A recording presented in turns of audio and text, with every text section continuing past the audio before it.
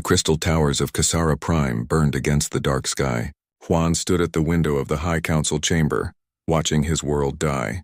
Below him, the city that had stood for 10,000 years was crumbling. The beautiful spires that once caught starlight and turned it into music now lay broken like shattered glass. High Counselor. Nari's voice was soft behind him. The eastern districts have fallen. The machines are moving toward the central core. Juan turned from the window. Nari was young for a Villani, barely past her second century. Her pale blue skin had turned almost white with fear, and her large eyes reflected the fires outside. Like all Villani, she was tall and thin with long fingers made for creating art, not weapons. "How long do we have?" Juan asked. "Maybe 6 hours. The energy shields are failing. Our people are trying to evacuate, but the transport ships are too slow." "The machines are faster." Nari's voice broke. "We're not going to make it, are we?" Juan looked around the council chamber. The other members sat in their floating chairs, their faces showing the same hopeless fear. The Villani had never known war. For thousands of years they had lived in peace, creating beautiful things and sharing knowledge with other worlds. They had no armies, no weapons, no idea how to fight. The harvesters had come without warning. The mechanical swarms appeared at the edge of their system 3 days ago. At first, the Villani thought they were just asteroids or space debris. Then the machines started moving with purpose, heading straight for their world. The harvesters were not alive, but they were not dead either. They were something in between, machines that ate everything they found and used it to make more machines. They had no interest in talking or trading. They only wanted to consume. "Counselor Tay," Juan called to the military advisor. "What about our defenses?" Tay was the closest thing the Villani had to a warrior, but even he looked lost. "Our energy barriers are breaking down. The patrol ships we sent out..." He stopped, unable to finish. "They're gone," Nari whispered. "All of them." The machines tore them apart in minutes. Through the window, Juan could see the harvester drones moving through the streets like metal insects. They were the size of small buildings with dozens of arms that could cut through anything. Behind them came the larger machines, the ones that looked like moving factories. These bigger machines ate the pieces the drones cut away, processing everything into new materials. "We have to call for help," Juan said finally. "Who would help us?" Tay asked. "The Altrurian Republic is too far away. The Crystalline Collective has their own problems. Even if they wanted to help, they couldn't get here in time." "Then we call everyone," Juan said. "We send a message to every star system in the galaxy." "Someone will answer." Nari looked uncertain. "But sir, the emergency beacon protocols require approval from all council members, and we've never used the wideband distress signal before. It goes out to every system, even the restricted ones." "Restricted ones?" Juan asked. "The quarantine zones, the dangerous worlds, the places the Galactic Council marked as too risky for contact." Juan thought about this for a moment. Outside, another crystal tower fell with a sound like breaking bells. "Do it anyway. Send the message to everyone, everywhere." The other council members nodded slowly. They had no choice left. Nari moved to her communication station.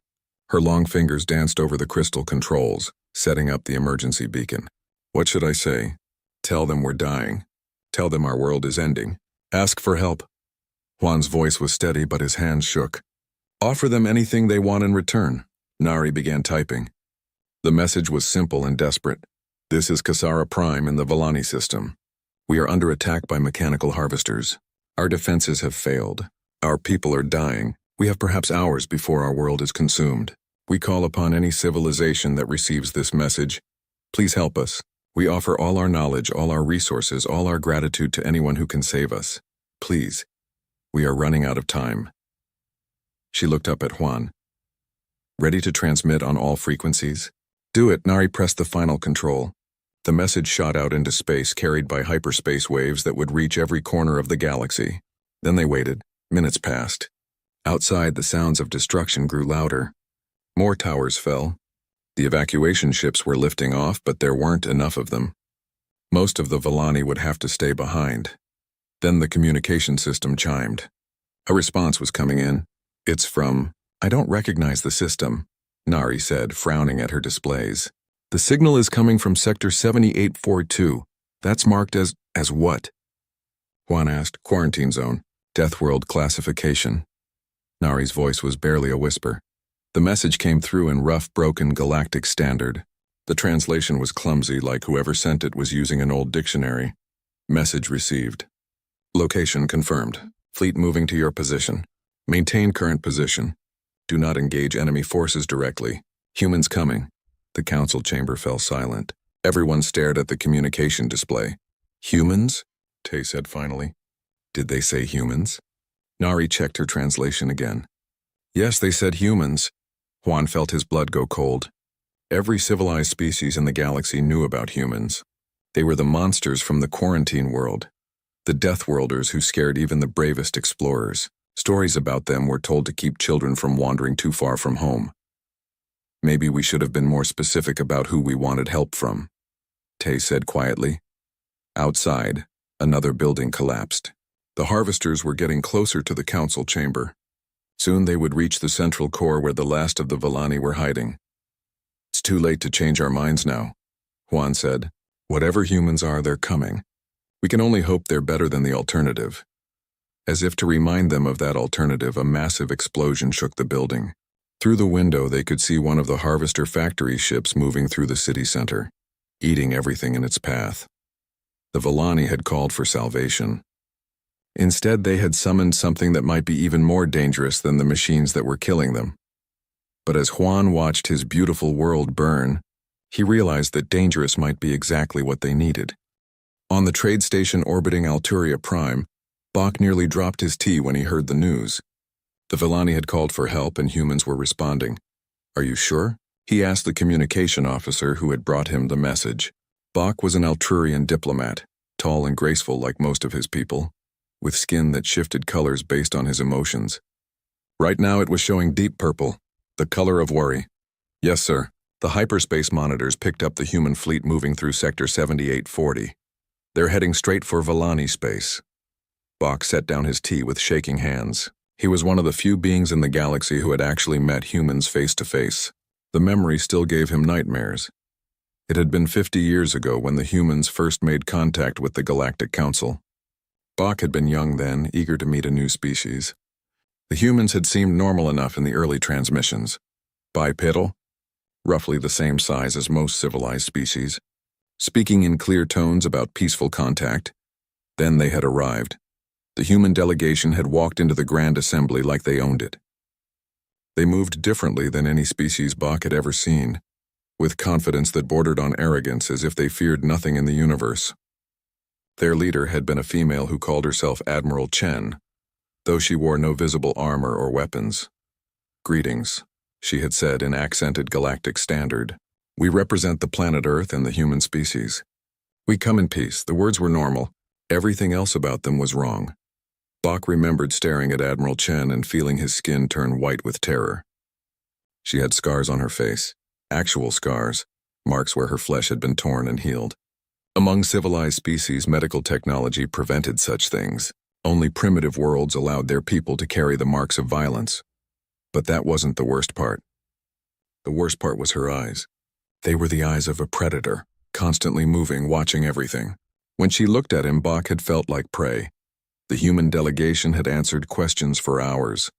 With each answer, the assembled species grew more horrified.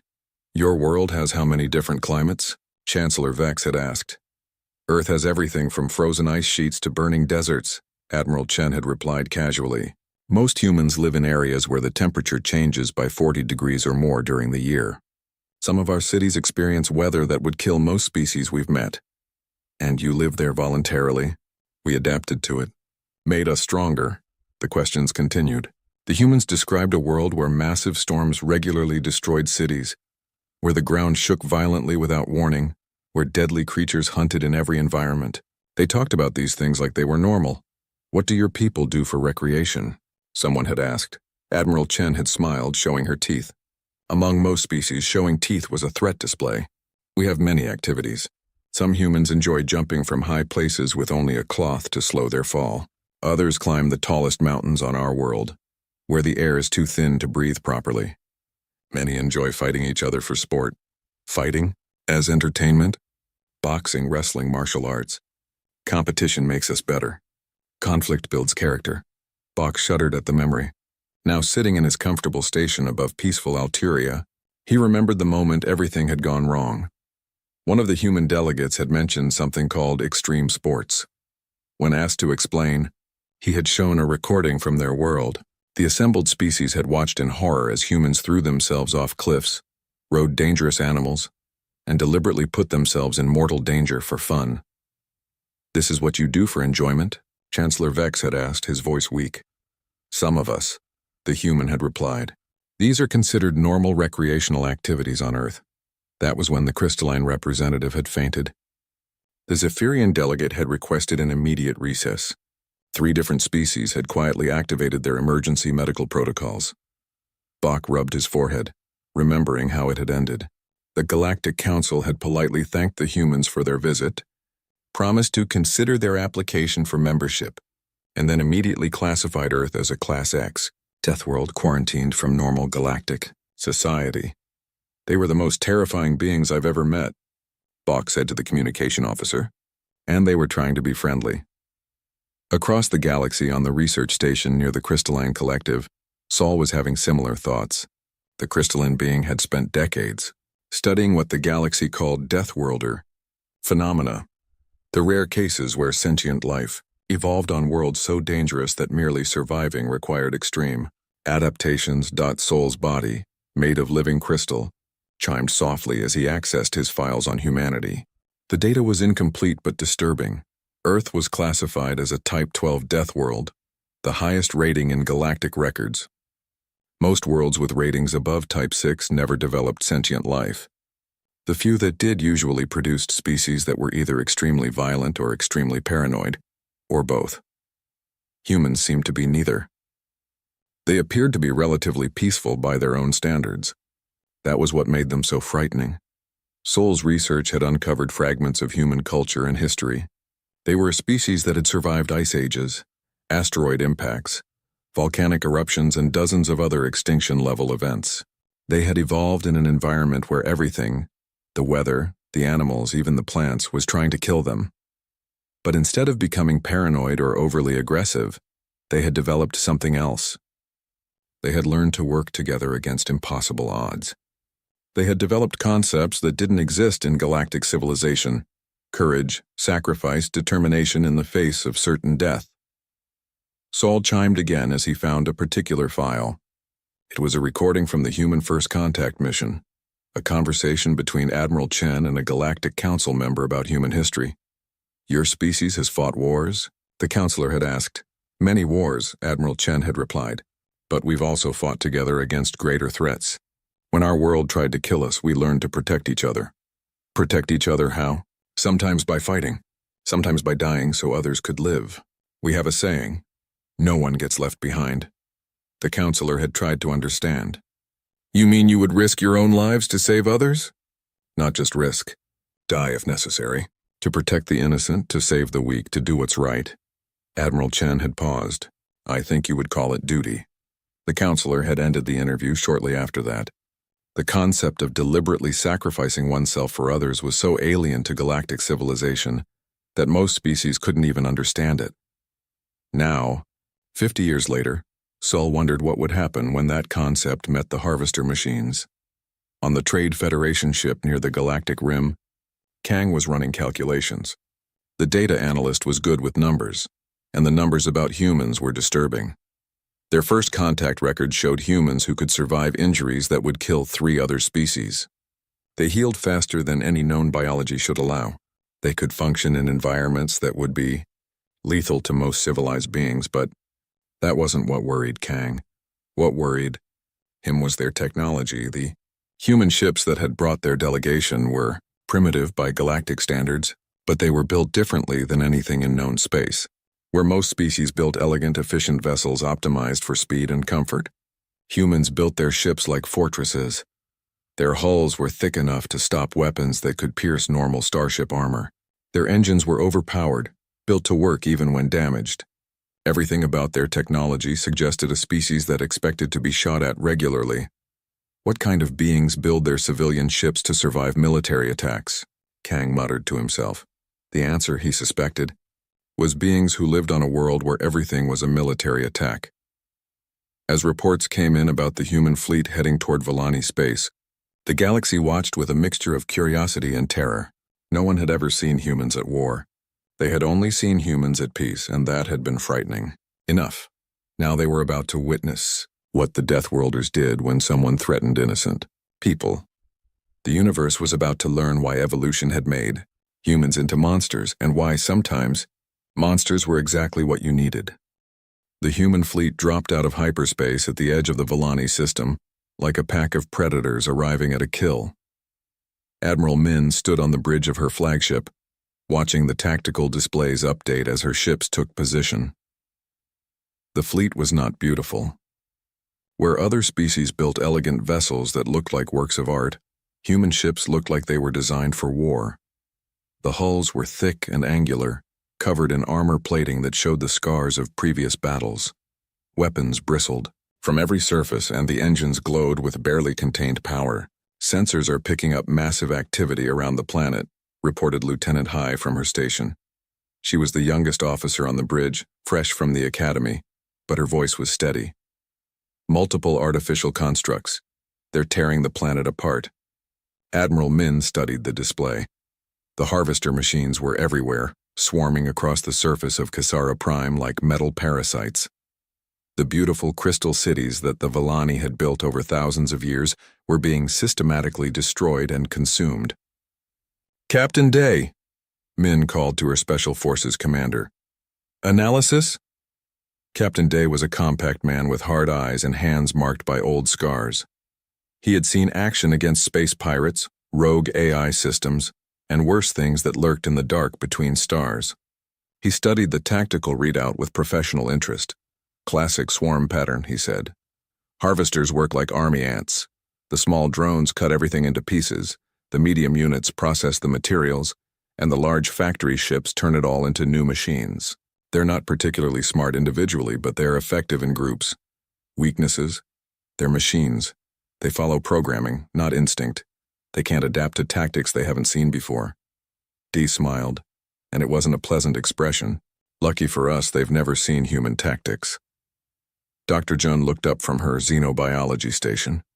She was the fleet's expert on alien species and first contact protocols. "Admiral, we're receiving a transmission from the planet. The locals are trying to establish communication. Put it through." The main screen flickered, and suddenly they were looking at a Volani. Admiral Min had read the files on the species, but seeing one in person was still jarring. The creature was impossibly tall and thin, with pale blue skin and large eyes that showed too much white. It looked fragile, like something that might break if you touched it too hard. "Please," the Volani said in heavily accented galactic standard. "Are you the humans? We sent the distress call. We need help." Admiral Min stepped forward. Her translator was working, but she knew that some concepts didn't translate well between species. "I am Admiral Min of the Earth Defense Fleet. We received your message. What is your situation?" "Our defenses have failed. The machines are destroying everything. Our people are trapped in the central cities. We have maybe hours before." The transmission broke up as something exploded in the background. "We understand," Min said calmly.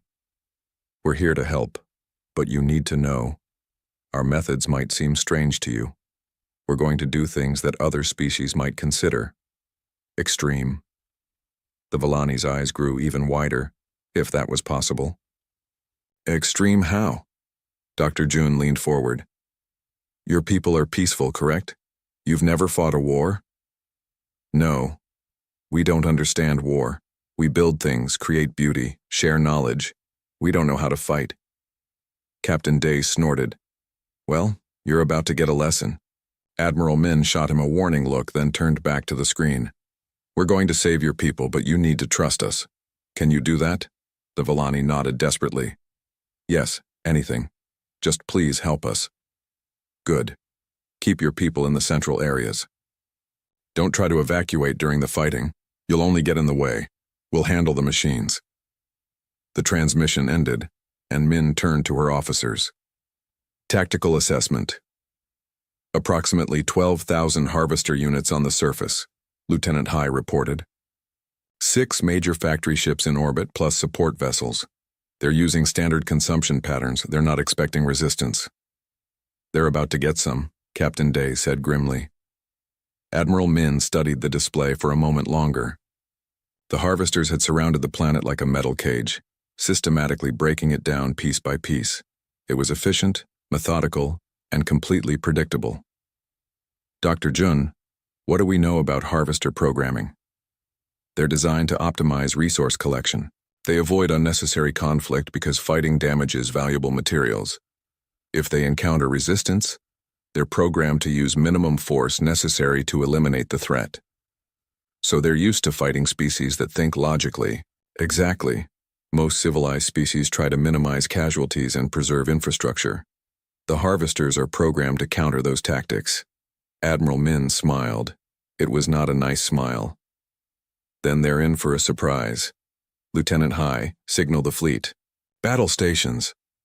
Alarms began sounding throughout the ship. All around the fleet, human vessels powered up their weapons and prepared for war. The crews moved with practiced efficiency, each person knowing exactly what to do. Captain Day, Min, said, "You're taking the ground teams down once we clear a path. Your mission is to protect the civilian population and destroy any harvesters in the cities." Understood. What about the factory ships? Leave those to us. Min turned to the main display. All ships, this is Admiral Min. We have civilians on the ground and hostile machines in orbit. Our job is simple. Kill every harvester in this system and get these people to safety. She paused, looking at the tactical display one more time. 12,000 enemy units against a human fleet of 30 ships. In normal galactic warfare, it would be considered a hopeless battle. But humans didn't fight normal galactic warfare. Remember, she continued, harvesters are machines. They think like machines. They expect us to act rationally, to preserve our ships and minimize our losses. They expect us to fight like civilized beings. Around the fleet, human crews checked their weapons and prepared for battle. Many of them were veterans of the Outer Rim conflicts, where they had fought pirates, rogue AI, and things that were even worse. They had learned to fight in environments that would kill other species against enemies that showed no mercy. But we're not civilized, Admiral Min said quietly. We're humans. And these machines just made the mistake of threatening innocent people in front of us. The harvesters detected the human fleet's approach and began repositioning to defend their operation. Their movements were precise and logical, designed to maximize their defensive capabilities while minimizing resource expenditure.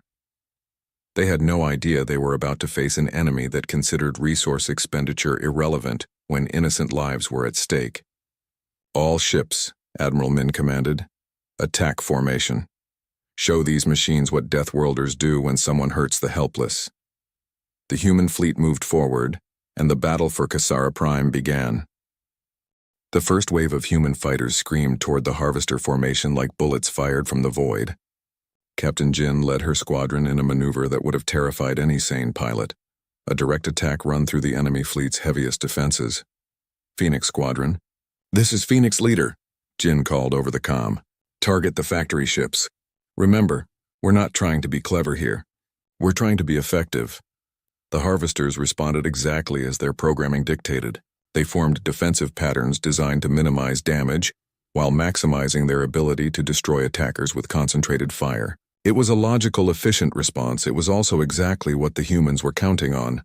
Phoenix 2, Phoenix 3, break left and draw their fire, Jin ordered. Phoenix 4 through 8, follow me. We're going in. What happened next violated every principle of civilized warfare. Instead of trying to avoid the harvester weapons, Jin's fighters flew straight into them. The human ships were built to take damage, with armor thick enough to survive hits that would vaporize normal fighters. As the harvesters concentrated their fire on the attacking squadrons, they left their flanks exposed. Admiral Min watched from her flagship as the first fighters reached the enemy lines. Dr. Jun, are you recording this? Yes, Admiral. For the historical record. Good. The galaxy needs to see what happens when you threaten our friends. On the surface of Kasara Prime, the Villani watched in horror as the human fighters punched through the harvester defenses. To them, it looked like suicide. The small human ships were taking massive damage, losing pieces of hull and trailing smoke and fire. but they kept flying. "They're going to die," Nari whispered from her position in the council chamber. "They're all going to die trying to save us." "No," Juan said quietly. He was beginning to understand something about humans. "They're not trying to die. They're trying to win. There's a difference." Captain Jin's fighter took a direct hit that tore away half her wing. Any other species would have retreated for repairs. Instead, she accelerated toward the nearest factory ship. "Phoenix Leader to all units," she called. "I'm going in. If my ship doesn't make it out, tell my family I did my job." "Negative, Phoenix Leader," came a voice from her squadron. "You're not doing this alone.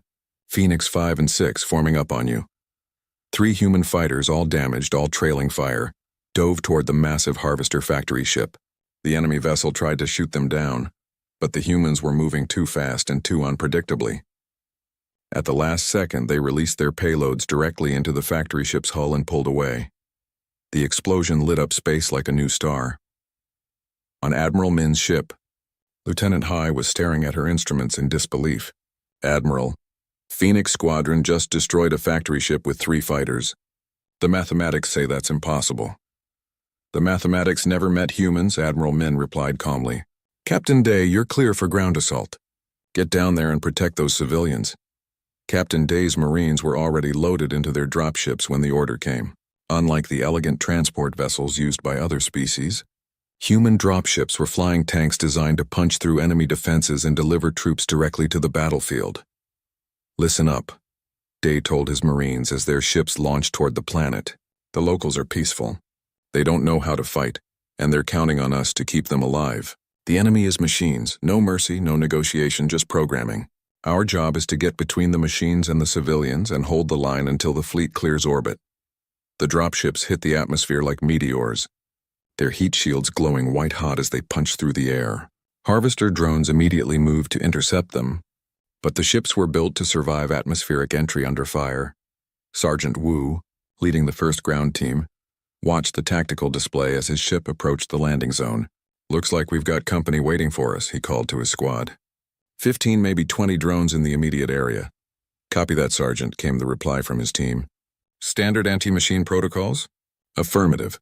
Remember, these things are programmed to fight logical opponents, so don't be logical." The dropship slammed into the ground hard enough to crack the landing pad. Before the dust had settled, the Marines were already moving out, their weapons ready. The Harvester drones were waiting for them, just as expected. What the drones weren't expecting was the way the humans fought. Instead of taking cover and engaging in a prolonged firefight, the Marines charged directly at the enemy positions. They used explosives not as weapons of last resort but as primary tools. When their guns ran out of ammunition, they switched to backup weapons. When those ran out, they used their tools as clubs. Sergeant Wu's team reached the first group of Volani civilians within minutes. The aliens were huddled in what had once been a beautiful garden, now torn apart by the Harvester drones. They looked up at the armored humans with a mixture of hope and terror. "We're here to help," Wu said, his translator converting his words into Volani. "Stay close to us. We're going to get you to safety." One of the Volani, an elderly male with pale blue skin marked by age, stared at the human sergeant. "You're really going to protect us?"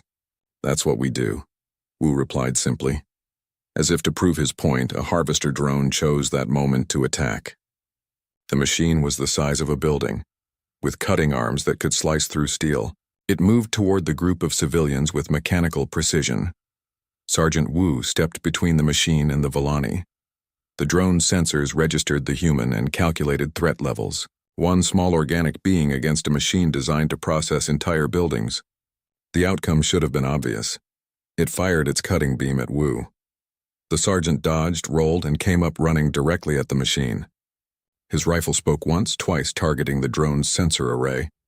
The machine reeled back, momentarily blinded, and Wu used the opening to plant an explosive charge on its central processing unit. The explosion knocked him backward, but when the smoke cleared, the drone was scrap metal. "Impossible," whispered one of the Volani. "It was 10 times your size." "Size doesn't matter," Wu said, helping the alien to his feet. "What matters is knowing what you're fighting for." Across the planet, similar scenes were playing out. Human Marines were engaging Harvester forces in close combat, using tactics that violated every principle of logical warfare. They fought harder when they were wounded, became more dangerous when their situation grew desperate, and seemed to have no concept of acceptable losses when civilian lives were at stake. In orbit, the space battle was reaching its climax. The human fleet had taken heavy casualties, but they had also destroyed 4 of the 6 Harvester factory ships.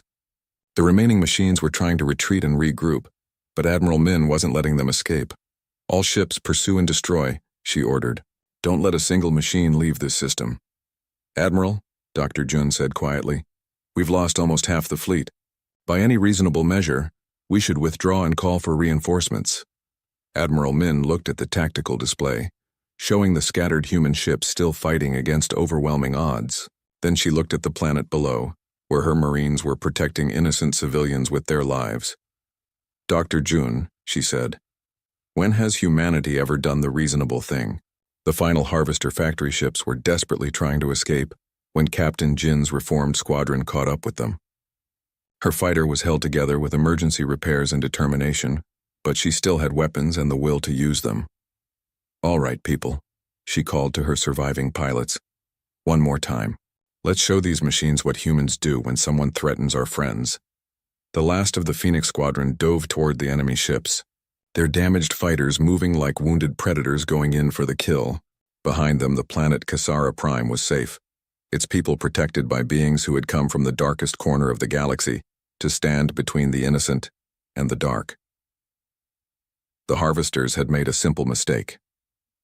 They had attacked defenseless people in front of humans, and humans never forgave that kind of mistake. The silence after the battle was almost as unsettling as the fighting had been. Kasara Prime's orbit was filled with the wreckage of Harvester machines, their metal corpses drifting in the void like mechanical ghosts. The human fleet hung in space around them, battered and scarred but victorious. Admiral Min stood in her flagship's medical bay looking at the casualty reports. 14 ships lost, over 3,000 human lives ended, another 1,000 wounded. By the standards of galactic warfare, it was a disaster. By human standards, it was Tuesday. "Admiral," Dr. Jun approached with her datapad, "the Villani are requesting permission to come aboard. They want to thank us," Min nodded tiredly. "Send them to conference room 3, and Jun, make sure they understand that what they saw today was not unusual for us. This is what we do." On the planet's surface, Sergeant Wu was helping to clear the last of the Harvester debris from the civilian shelters. The Villani watched him work with expressions of awe and confusion. Several times they had tried to help, but their fragile bodies couldn't handle the heavy lifting that Wu did without thinking. "Sergeant," one of the Villani approached him. It was the elderly male from the garden, the one who had asked if the humans would really protect them. "I wanted to say, thank you. You saved our lives." Wu paused in his work, looking at the alien with tired eyes. "Just doing our job. But you lost so many of your people. So many died for us. How do we repay that?" The question seemed to confuse Wu. "Repay? You don't repay it. You just live good lives. Be kind to each other. Make your world beautiful again. That's payment enough." The Villani stared at him. "You really mean that, don't you?" "Yeah, we didn't come here for payment. We came because you needed help." An hour later, a small delegation of Villani stood in the conference room of Admiral Min's flagship. High Counselor Huan led the group with Nari and Tai beside him. They looked around the room with wide eyes, taking in the utilitarian design and the scars on the walls from previous battles. "Admiral Min," Huan began formally, "on behalf of all Villani, I want to thank you. You saved our world. You saved our people. Many of you died for us, complete strangers. We don't understand why you would do such a thing." Admiral Min studied the alien delegation. They were so different from humans. Tall, fragile, built for creating beauty rather than surviving horror. "Counselor Huan, can I ask you something? When you sent out that distress call, who did you expect to answer? The Alturian Republic, perhaps? The Crystalline Collective, civilized species who might have resources to spare for humanitarian aid. And if they had come, what would they have done?" Huan thought about it. They would have negotiated with the Harvesters, perhaps. Tried to find a peaceful solution. If that failed, they might have offered to evacuate some of our people to safety. But they wouldn't have fought. Fighting is unthinkable to most civilized species. The cost in lives, in resources, in suffering, it's too high. Better to save who you can and accept the losses. Admiral Min nodded slowly. That's the difference between us and them, counselor. You're right. We're not civilized. We're something else, Dr. June stepped forward. What the Admiral means is that humans evolved differently. Our world taught us that sometimes the only way to protect innocent life is to be willing to sacrifice your own. But why? Nari asked, her voice barely a whisper. Why would you risk everything for people you've never met? The question hung in the air for a long moment. Finally, Admiral Min spoke. Because it's right. Because someone has to. Because if we don't stand up for those who can't protect themselves, who will? She walked to the window that looked out at the planet below. Our world tried to kill us every day for millions of years. Ice ages, volcanoes, earthquakes, predators, diseases. Everything wanted us dead. We could have become paranoid, aggressive, violent toward everyone. Instead, we learned something else. What? Juan asked. We learned that the strong protect the weak. We learned that you never leave anyone behind. We learned that some things are worth dying for. She turned back to the Villani delegation. You call us monsters because we're willing to fight and die. Maybe you're right. But sometimes the galaxy needs monsters. Tay, who had remained silent until now, finally spoke. What happens now? The galaxy will know what you did here. They'll know that humans are willing to fight wars for strangers. Let them know, Admiral Min said simply. Maybe some of them will remember that when the next crisis comes. Dr. Jun activated her communication console. Admiral, we're receiving priority messages from across the galaxy. News of the battle is spreading. The main screen lit up with incoming transmissions. Admiral Min read through them quickly, her expression growing more thoughtful with each message. The Altrurian Republic wants to know if we're available for security consultation, she read aloud. The Crystalline Collective is asking about mutual defense agreements. The Trade Federation wants to discuss protection services. It seems the galaxy has suddenly discovered that they need us. Will you help them? Juan asked. If they need help and if they ask nicely. Min smiled grimly. But they need to understand something first. We're not mercenaries. We're not conquerors. We're guardians. We protect those who can't protect themselves, not because we expect payment, but because it's right. She turned to look out at the stars. The universe is a dangerous place, counselor. It's full of things like the harvesters, things that consume and destroy without mercy or reason.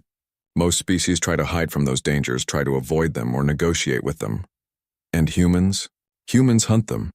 As the meeting continued, news of the battle spread throughout the galaxy. On peaceful worlds across the stars, civilized species watched the recordings of human fighters deliberately flying into enemy fire to protect strangers. They saw Marines charging machine guns to save civilians they had never met. They witnessed an entire fleet sacrifice almost half its numbers for people they owed nothing to. Some species were horrified. Others were awed. All of them were forced to reconsider everything they thought they knew about the Deathworlders from the quarantine zone. Ambassador Kim, Earth's new representative to the Galactic Council, would arrive 6 months later with a simple message. You wanted to know what humans are. Now you know. We're the people who answer the call when innocents are dying. We're the ones who stand between the darkness and the light. We're your monsters if you'll have us. The galaxy's response was swift and unanimous. Within a year, human fleets were patrolling the dark spaces between the stars, hunting the things that hunted others. They established bases in the dangerous sectors, the places where other species feared to go. They became the galaxy's first line of defense against the horrors that lurked in the void. The Villani, grateful beyond words, became humanity's first true allies. They served as cultural ambassadors, helping other species understand these strange Deathworlders who fought not for conquest, but for compassion. High Counselor Juan would later write in his memoirs, "We called for salvation and instead summoned monsters.